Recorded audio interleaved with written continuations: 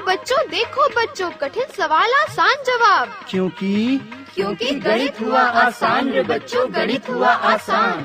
अंकों का है खेल निराला, जोड़ घटाओं ने क्या कर डाला। क्योंकि गणित हुआ आसान रे बच्चों, गणित हुआ आसान। शून्य का है खेल अजब, अंकों के संग करे गजब। कभी अंकों को शून्य बनाता या अंकों का मान बढ़ाता। क्योंकि गणित हुआ आसान रे बच्चों, गणित हुआ आसान।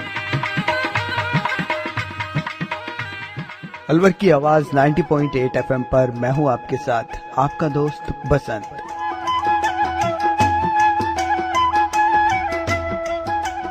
गणित हुआ आसान के एक और अंक के साथ फिर से आपके साथ जुड़ गए हैं आप ही के अलवर की आवाज 90.8 FM पर। और आज गणित हुआ आसान के इस अंक में हम जानेंगे कोऑर्डिनेट ज्योमेट्री यानी कि निर्देशांक ज्यामिति के बारे में। और इस विषय के बारे में आपको बता रहे हैं IIT अलवर के असिस्टेंट प्रोफेसर राजीव कुमार, और साथ में हैं हमारे कुछ कम्युनिटी स्टूडेंट्स। तो चलिए जानते हैं कोऑर्डिनेट ज्योमेट्री यानी कि निर्देशांक ज्यामिति को हम डेली रूटीन लाइफ में किस तरह से कैलकुलेट करते हैं। यानी कि अगर हम दिन भर की अपनी दिनचर्या को देखें तो कहीं ना कहीं कोऑर्डिनेट ज्योमेट्री का उपयोग हम जरूर करते हैं, लेकिन कहाँ कहाँ करते हैं ये सब आपको बताएंगे IIT अलवर के असिस्टेंट प्रोफेसर राजीव कुमार, और साथ में हमारे कुछ कम्युनिटी स्टूडेंट्स।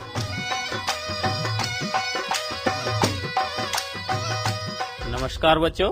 नमस्कार सर। मेरा नाम Rajiv Kumar, assistant professor IIT Alwar college से, डिपार्टमेंट ऑफ मैथमेटिक्स। और आज हम डिस्कस करेंगे कोऑर्डिनेट ज्योमेट्री के बारे में। आज के अंक में हम डिस्कस करेंगे निर्देशांक ज्यामिति के बारे में, लेकिन अपने अंक को शुरू करने से पहले हम आप सभी का परिचय करना चाहेंगे। सर मेरा नाम सर नीरज उपाध्याय। मेरा नाम राजेश कुमार सर। मेरा नाम मोहम्मद सरफराज है।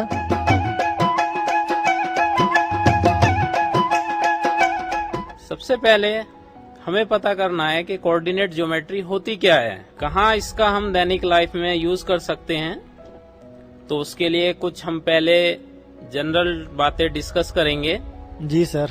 सबसे पहले कोऑर्डिनेट ज्योमेट्री को समझने के लिए हमें समझना जरूरी होता है बिंदु का स्थान निर्धारण। जी सर। बिंदु का स्थान निर्धारण करने के लिए मैं आपके सामने एक एग्जाम्पल ले रहा हूँ। जी सर। हमें ध्यान से समझना है। सबसे पहले मैं आपको बता देता हूँ कि कोऑर्डिनेट ज्योमेट्री के जो साइंटिस्ट हैं, वैज्ञानिक, जी सर, किसने इसकी खोज की है। इसकी खोज रेने देकार्ते के द्वारा की गई है।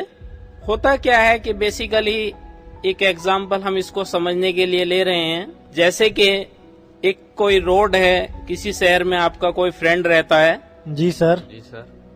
और आपसे बोला जाए कि उसका हाउस नंबर 4 है और गली नंबर 2 है। जी सर। तो हम क्या करेंगे बताइए। सर पहले तो हम रोड नंबर को सिलेक्ट करेंगे। जैसे कि किसी भी मोड़ पर गए तो वहाँ से 2-3 रोड बटी हुई है। गुड। तो जो उसमें से रोड नंबर 3 है उसी में मुझे जाना है, तो पहले रोड नंबर 3 को सिलेक्ट करेंगे। गुड। अब रोड नंबर 3 में हम जाते गए अब हाउस नंबर को अब सिलेक्ट करने की बारी आई मेरी। तो अब जैसे ही house number 1, house number 2, house number 3 and जैसे ही हाउस नंबर 4 तक पहुँचे तो मेरा वो घर भी मिल गया। इस प्रकार रोड नंबर और हाउस नंबर को सिलेक्ट करके मैं उस फ्रेंड के पास पहुँच गया। तो कितने पॉइंट्स आपने चूज किए सर? इसमें? 2 पॉइंट। 2 पॉइंट। 2 पॉइंट्स। पहला पॉइंट हमारा रोड नंबर। जी सर। और दूसरा पॉइंट हमारा हाउस नंबर। कि दोनों अगर मान लीजिए सपोज हम रोड नंबर ही चूज कर लेते हैं तो रोड में आपने देखा होगा कि डिफरेंट गलियां होती हैं। जी सर। उसमें भी आपके जो है डिफरेंट हाउस होते हैं। जी सर। तो हमें सेलेक्ट करने में बहुत प्रॉब्लम होगी। जी सर। तो इसीलिए क्या होता है कि अगर हम 2 पॉइंट्स को चूज करके चलते हैं तो हमें क्या होता है, आसानी होती है। जी सर। Example clear.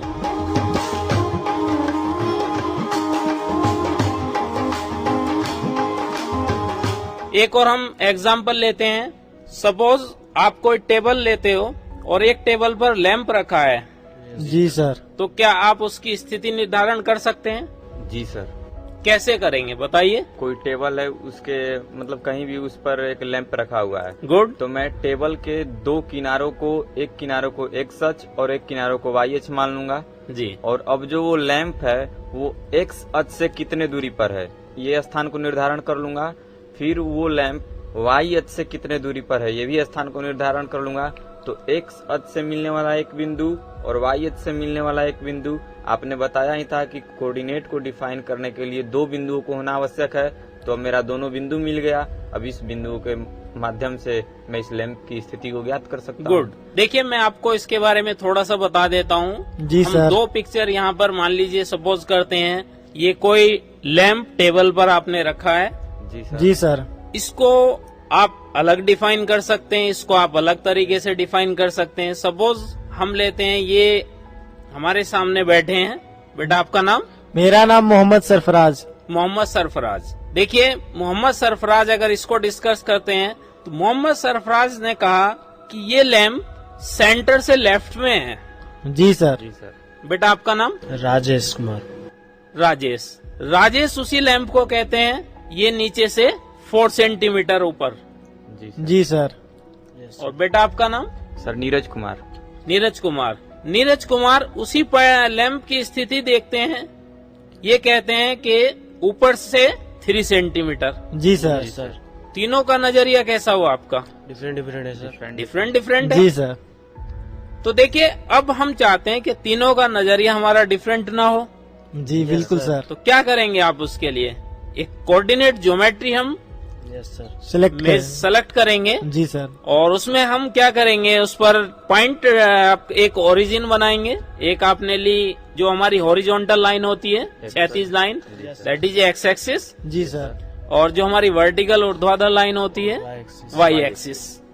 फिर हमने उस पर जो हमारा जहाँ दोनों लाइन इंटरसेक्ट करती हैं उसको हम क्या कहते हैं? मूल बिंदु। जी सर। क्योंकि किसी पॉइंट्स पर पहुंचने के लिए क्या करना होता है, हमें एक पॉइंट फिक्स करना होता है। Yes sir. क्योंकि अगर आप यहाँ से बैठे हैं मान लीजिए और आपको कहीं दूसरे पॉइंट्स पर भी जाना है तो आपकी जो डिस्टेंस मेजर होती है वो यहाँ से की जाएगी। जी सर। तो ओरिजिन से आपने उसको मेजर किया। जितना देखिए एक चीज कोऑर्डिनेट ज्योमेट्री में बहुत हमारी इम्पोर्टेंट होती है कि जो एक्स एक्सिस और वाई एक्सिस पर जो हमारे पॉइंट होते हैं दे हैव इक्वल डिस्टेंसेस। जी सर। अगर आप स्केल चूज करते हो तो जितना स्केल आप एक्स एक्सिस पे लेंगे उतना ही हमारा क्या होना चाहिए? वाई एक्सिस पर होना चाहिए। तो आपने उस पर पॉइंट मेजर किए। एक ब्लॉक इज इक्वल टू कितना हो गया हमारा? 1 सेंटीमीटर। जी सर। अब इस लैंप को आपने देखा कि ये जो हमारा लैंप है, हमने इसको कहा कि ये हमारा नीचे से 9 सेंटीमीटर ऊपर है। जी सर। और इसको हम डिस्कस करते हैं कि ये जो हमारा वाई एक्सिस, जो हमारी सीधी ऊर्ध्वाधर लाइन है, जी सर, उस लाइन से 5 सेंटीमीटर है। तो तीनों का जो हमारा बोलने का क्या होगा? एक ही तरीका होगा। जी सर, एक ही तात्पर्य होगा। एक ही तात्पर्य है। अब तीनों हम क्या उस बोलेंगे उसको? 5,9। 5 क्या होता है हमारा? एक्स एक्सिस पर चली गई डिस्टेंस। जी सर। और 9 क्या होगा हमारा? वाई एक्सिस पे चली गई डिस्टेंस। तो that is a coordinate geometry. जी सर। तो सेकंड एग्जांपल हमारा क्लियर हो गया? बिल्कुल सर।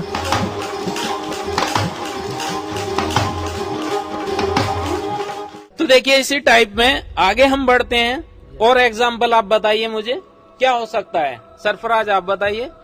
सर जैसे हमें कोई खजाना रखा गया है किसी भी डिस्टेंस पे, अगर हमें एक पॉइंट हम फिक्स कर लेते हैं जहाँ पे हम बैठे हैं या खड़े हैं, जहाँ पे हम मेरा स्थिति अभी जस्ट है, वहां से हमें अगर एक्स एक्सिस की तरफ अगर पॉइंट मालूम हो जाए, खजाना की दूरी जितना है, और फिर वाई एक्सिस की तरफ मालूम हो जाए, तो सर इस तरह से हम ज्ञात कर सकते हैं कि वो खजाना मतलब कितनी दूरी तक हमें जाना है या उस कहाँ पे स्थित है, इस तरह से हम ज्ञात कर सकते हैं। देखिए बेटा, आप एक एग्जांपल बहुत सिंपल है, आप एक अपना एक क्लास का एग्जांपल बता सकते हैं। जी आप बताइए। जैसे कि सर क्लास में जैसे ही मैं वहाँ पे मतलब इंटर किया, तो मैं यदि इंटर जहाँ से कर रहा हूँ उसको यदि मैं मूल बिंदु मान ले रहा हूँ, और जो मेरा चेयर लगा हुआ है मुझे उसको डिफाइन करना है कि मेरा वो चेयर कहाँ पर लगा हुआ है जहाँ पर मुझे जाकर बैठना है। तो यदि वो इंटर जहाँ किया हूँ यदि उसको मैं मूल बिंदु मान रहा हूँ, तो मैं जैसे कि दो रास्ते से जाऊंगा, एक तो सर मैं हॉरिजॉन्टल जाऊंगा और एक वर्टिकल जाऊंगा।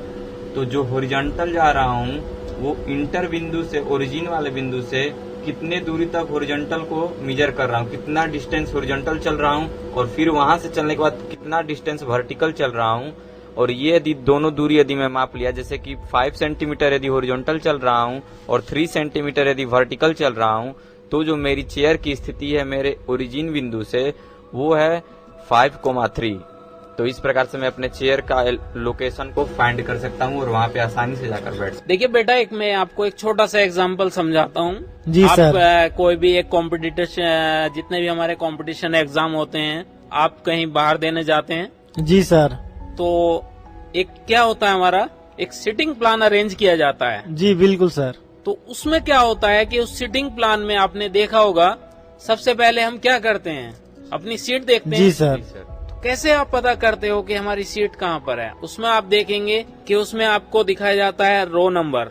जी sir. Row number 1, row number 2, row number 3, row number 4। फिर क्या होता है, उसमें आपके कॉलम होते हैं। जी सर। आपने रो 1, रो 2, रो 3, फिर उसमें हम देखेंगे कि हमारी कौन से कॉलम में है। जो हमारी क्षैतिज होती है वो क्या कहलाती है, रो। जी और सर। जो वर्टिकल होती है वो कॉलम। जी सर। ऊर्ध्वाधर जो होती है उसको क्या कहते हैं हम, कॉलम। अब क्या किया आपने देखा कि आपकी जो सिटिंग प्लान है वो कौन सी रो में है, 3rd रो। जी सर। और आपने देखा 2nd कॉलम। जी सर। तो क्या कॉम्बिनेशन बना आपका, सर 3,2। क्लियर हो गया? जी सर। तो और भी बहुत एग्जांपल्स आप दैनिक लाइफ में इसको देख सकते हैं कि कहाँ कहाँ हमारा कोऑर्डिनेट ज्योमेट्री का यूज होता है। जी सर। क्लियर है? जी सर। सबसे पहले क्या होता है कि अगर एक सिंगल लाइन पर किसी पॉइंट्स को अगर हम डिस्कस करते हैं तो क्या उससे हमारी ज्योमेट्री डिफाइन हो सकती है? सर सिंगल लाइन पे तो डिफाइन नहीं हो सकती। नहीं हो सकती ना? नहीं सर। हो सकती है सर। हो सकती है, लेकिन it is a very difficult task. Difficult task हो जाएगी। देखिए, मैंने पहले भी आपसे बोला था कि अगर हम आपसे बोल देते हैं कि आप यहाँ से चलिए और आपको जो है लोहिया का तिवारा, जी वहाँ सर। पर आपको कोई आपका एक फ्रेंड मिलता है, जी सर। तो आप सीधी एक डायरेक्शन में जा रहे हैं, यहाँ से एक सीधी डायरेक्शन में आपने किया है, वो थोड़ा आपका इधर उधर भी हो सकता है। जी सर। तो हमने क्या कहा आपसे कि एक ही सीधी लाइन पर किसी पॉइंट्स को मेजर करना, उसकी गणना करना क्या है, एक डिफिकल्ट टास्क है। जी सर। ये स्टार्टिंग में भी हमने इस चीज को लेकर डिस्कस किया है कि अगर हम किसी घर का पता करते हैं तो हमने जैसे आपसे बोला कि आप सीधे जा रहे हैं तो वो आपका इधर उधर भी हो सकता है। जी इधर सर। आपका 200 मीटर हट सकता है, इधर आपका 300 मीटर हट सकता है। तो सर। इस चीज के लिए क्या है कि हमारा जब दो लाइन एक दूसरे को क्रॉस करती हैं तो क्या तैयार होता है, हमारा एक तल, ओरिजिन सर, एक प्लेन, तल, एक पल, एक तल। प्लेन तैयार जी सर। होगा। जी सर। उसी प्लेन पर आज हम डिस्कस करेंगे, अगर दो लाइन इंटरसेक्ट करती तो कितने, हमें एक प्लेन में कितने क्वाड्रेंट, कितने उसके पार्ट तैयार हो जाएंगे? 4 पार्ट सर। 4 पार्ट। उनके नाम बताएंगे? Sir 1st quadrant, 2nd quadrant, 3rd quadrant, 4th quadrant. 4th quadrant. Good. जी सर। तो देखिए, इसी क्वाड्रेंट को मेजर करने के लिए हमें एक नियत बिंदु, that is a fix point लेना होता है। जी सर। फिक्स पॉइंट का नाम ओरिजिन, मूल बिंदु। मूल बिंदु हम उसको बोलेंगे। देखिए, मूल बिंदु के कोऑर्डिनेट जो हम बोलते हैं उसको निर्देशांक, उसके 0 0 क्यों होते हैं बताइए? क्योंकि सर वो वहीं से स्टार्ट होती है। वहीं से होती है, क्योंकि वो एक्स एक्सिस से उसकी ऊंचाई नगण्य होती है। जी सर। और वाई एक्सिस से भी उसकी दूरी क्या होती है? नगण्य होती है। नगण्य होती है, मतलब उसको हम मेजर नहीं कर सकते हैं। तो इसीलिए क्या है, वो हमारे उसके कोऑर्डिनेट क्या होते हैं? 0 0 0। देखिए, ये जो हमारा कोऑर्डिनेट सिस्टम बना है, ये हमारा संख्या लाइन से बना है, जिसको हम बोलते हैं नंबर लाइन। आपने देखा होगा कि पहले जब किसी उसके एक आप किसी समीकरण के मूल निकालते हो, ये जी दोनों सर। का एक हमारा कॉम्बिनेशन है। एक लाइन आप सोल्व करते हो तो एक्स का एक मूल निकालते हो, यस सर। उसको हम किस पर लिखते हैं? मान लीजिए मैंने कहा 2x + 3 = 0। जी सर। तो x की क्या वैल्यू निकल के आएगी? -3/2। -3/2। जी सर। आपने उसको कहाँ शो किया? सर x एक्सिस पर, x एक्सिस पर मूल बिंदु से -3/2 सर बाई तरफ। बाई तरफ। जी सर। तो देखिए मूल बिंदु के जितनी भी डिस्टेंस होती हैं, जितनी भी हमारी बाई साइड होती हैं, जी सर। वो सब माइनस में मेजर की जाती हैं। जी सर। जितनी हमारी राइट साइड होती हैं, वो प्लस में वो सर। प्लस में यूज की जाती हैं। इसी टाइप में आपका जो वाई एक्सिस होता है, जितनी हमारी ऊपर होंगी वो प्लस में मेजर ओरिजिन होगी। से वो प्लस में मेजर की जाएंगी, और जो नीचे होंगी वो माइनस वो माइनस में यूज की जाएंगी। ठीक है। जी सर। तो आगे हम डिस्कस कर रहे थे इसमें कि हमारे 4 सिस्टम यहाँ पर बनते हैं। पहले हम क्या करते हैं कि एक सिंगल लाइन होती थी हमारी एक्स एक्सिस, जी जो सर। हमारी कहाँ से तैयार की गई है, नंबर लाइन से। सेम उसी टाइप में जो हमारी एक्स एक्सिस है वो क्या है, हमारी क्षैतिज लाइन है। जी सर। बिल्कुल इसी प्रकार हम क्या लेते हैं, एक ऊर्ध्वाधर लाइन ले लेते ऊर्ध्वाधर। हैं। फिर दोनों को क्या करा दिया जाता है, उन दोनों को जहाँ उन दोनों का मूल बिंदु होता है उन दोनों को मिला दिया जाता है। जी सर। तो उन दोनों को मिलाने से हमारा क्या तैयार हो जाएगा, एक क्वाड्रेंट सिस्टम। ठीक है, कोई प्रॉब्लम नहीं यहाँ तक। नो देखिए सर। बेसिकली होता क्या है कि जितने भी हमारे ये दोनों लाइंस होती हैं, ये एक दूसरे को कहाँ पर क्रॉस करनी चाहिए, सर मूल बिंदु के पास। मूल बिंदु पर क्रॉस करती हैं। जी सर। और ये फिक्स होता है कि जब भी ये दोनों लाइन एक दूसरे को क्रॉस करेंगी, इनके बीच में कितना कोण होना चाहिए, सर 90 डिग्री का सर। गुड। देखिए बेसिकली जो हमारी कोऑर्डिनेट ज्योमेट्री बताती है कि 90 डिग्री तो होना चाहिए, लेकिन ये क्या कोई डायरेक्शन होनी चाहिए इसकी, क्या कोई डायरेक्शन फिक्स होती है इसकी, नहीं सर। नहीं सर। दिशा। देखिए वैसे बात सही है आपकी, लेकिन जो हमारी कोऑर्डिनेट ज्योमेट्री कहती है कि डायरेक्शन अगर हम आगे अपनी जितनी भी गणना करेंगे कोऑर्डिनेट ज्योमेट्री में, जी सर। उसके लिए हमारी एक लाइन सीधी वर्टिकल होनी चाहिए यस सर। और एक हमारी लाइन हॉरिजॉन्टल होनी चाहिए, तभी हमारी कोऑर्डिनेट ज्योमेट्री डिफाइन हो सकती है। लेकिन ये कोई फिक्स नहीं है। लेकिन हम क्वेश्चंस को, जितने भी हमारी प्रॉब्लम्स हैं, जितने भी हमारे क्वेश्चंस होते हैं, उनको सोल्व करने के लिए हम आपके सामने 3 फिगर यहाँ पर दिखा रहे हैं। लेकिन जो इसमें हमारी सी पिक्चर है, जी सर। तो सी पिक्चर क्या बता रही है आपको, 90 डिग्री के कोण पर है, जो है सर, और एक लाइन बिल्कुल ईस्ट टू वेस्ट और एक आपकी नॉर्थ टू साउथ है साउथ सर। है। ठीक है। जी सर।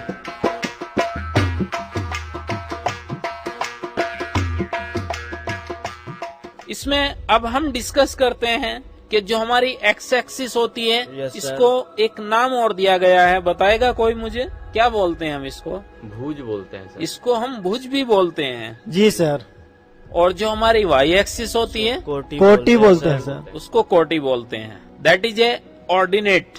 Yes sir. उसके लिए क्या होता है, हमें जब हम इसको एक दोनों लाइन जहां हमारी क्रॉस करती हैं, तो जो हमें क्रॉस करने से ये हमें 4 क्वाड्रेंट, 4 पार्ट जो हमें Yes, मिलते sir. हैं, जो इनकी डायरेक्शन होती है, यस सर। हम इसको first quadrant, second quadrant, third quadrant, fourth quadrant, मतलब इसको हम बोलते हैं प्रथम चतुर्थांश, जी सर। द्वितीय चतुर्थांश, तृतीय तृतीय चतुर्थांश। चतुर्थांश और चतुर्थ चतुर्थांश। इसका जो रोटेशंस होता है वो क्लॉकवाइज होता है या एंटी क्लॉकवाइज होता है? सर एंटी क्लॉकवाइज होता है। एंटी क्लॉकवाइज होता है। गुड। तो पहला जो हमारा क्वाड्रेंट होता है सबसे ऊपर वाला और राइट हैंड में, यस सर। जी सर। उसको हम बोलते हैं प्रथम चतुर्थांश। उसके बाद जो हमारा ऊपर वाला पार्ट होता है और जो ऊपर वाले पार्ट के हमारा लेफ्ट वाला पार्ट होता है, उसको हम बोलते हैं द्वितीय चतुर्थांश। ठीक है। उसके बाद हमारा जो नीचे वाला पार्ट होता है और जो हमारा लेफ्ट वाला पार्ट होता है, उसको हम बोलते हैं तृतीय तृतीय चतुर्थांश। चतुर्थांश। लास्ट होता है हमारा जो नीचे वाला पार्ट होता है और जो हमारा राइट वाला पार्ट होता है, उसको हम बोलते हैं चतुर्थ चतुर्थांश। चतुर्थ चतुर्थांश। जी सर।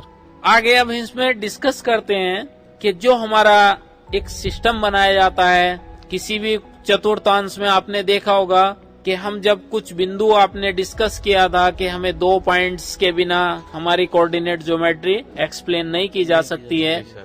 तो अब हम इसमें सीखेंगे कि क्वाड्रेंट सिस्टम होता है, इसमें किसी पॉइंट्स की स्थिति हम कैसे दिखाएंगे कि कौन सा पॉइंट्स जो हमारा एक क्रमित युग्म, इसको दूसरा नाम क्या बोलते हैं हम? क्रमित युग्म।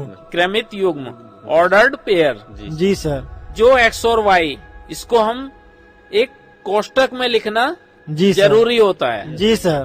ठीक है, तो इसमें हम डिस्कस करेंगे कि कौन सा पॉइंट्स हमारा प्रथम चतुर्थांश में हो सकता है, कौन सा हमारा ऑर्डर्ड पेयर सेकंड में हो सकता है, कौन सा हमारा थर्ड में हो सकता है, कौन सा हमारा फोर्थ में हो सकता सकता है। है। सबसे पहले हम डिस्कस करते हैं कि हमारे जो प्रथम चतुर्थांश आपने पढ़ा होगा उसमें हमारा जो दोनों कोऑर्डिनेट होते हैं वो किस टाइप के होते हैं? Sir positive positive.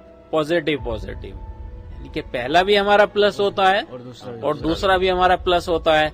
ये कैसे प्लस होते हैं दोनों? सर चूंकि सर आपने जैसे कि अभी जस्ट पीछे बताया था कि मूल बिंदु से यदि एक्स एक्सिस की ओर यदि दाहिने तरफ यदि चलते हैं गुड, तो वो सारी वैल्यू पॉजिटिव होती है। और आपने ये भी बताया था कि यदि मूल बिंदु से यदि वाई एक्सिस की ओर यदि ऊपर की ओर यदि चलते हैं तो सारी वैल्यू पॉजिटिव होती है।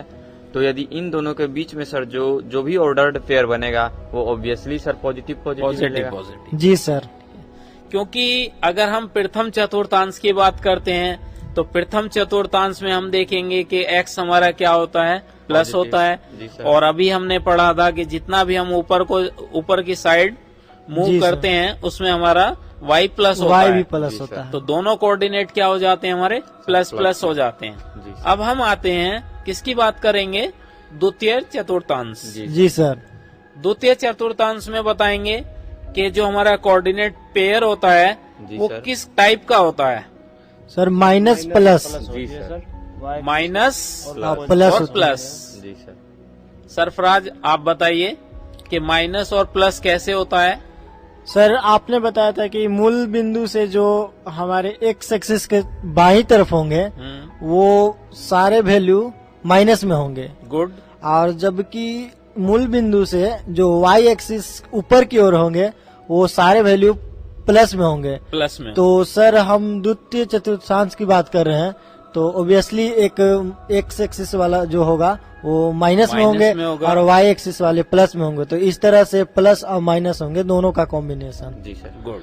अब हम बात करेंगे तृतीय चतुर्थांश की।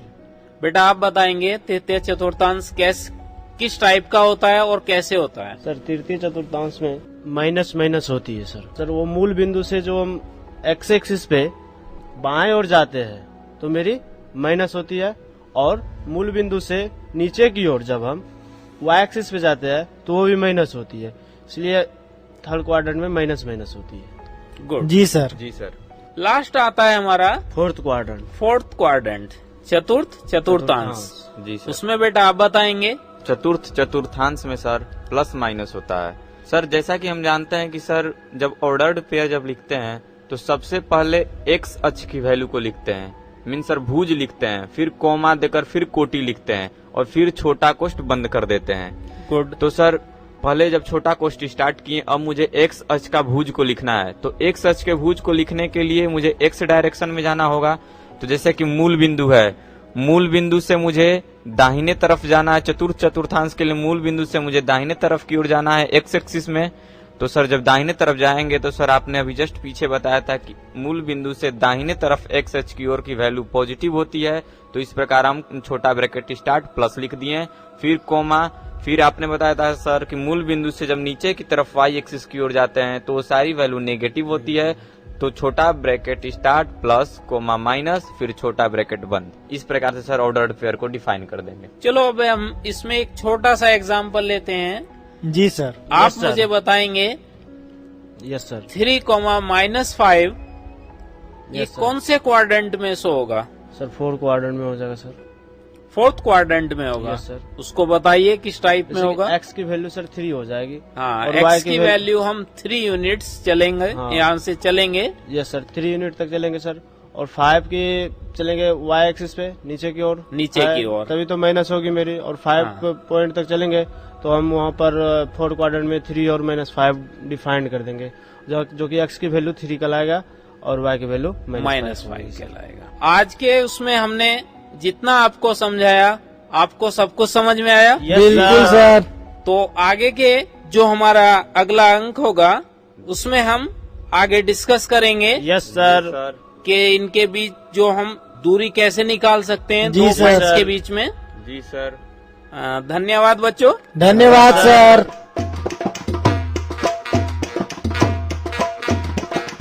दोस्तों, हमें उम्मीद है कि आपको बहुत अच्छे से पता लग गया होगा कि कोऑर्डिनेट ज्योमेट्री यानी कि निर्देशांक ज्यामिति की मदद से आप किसी के घर की दूरी का पता लगाते हैं, यानी कि उस बिंदु का पता लगाते हैं कि उसका घर किस पॉइंट पे कितनी दूरी पर होगा।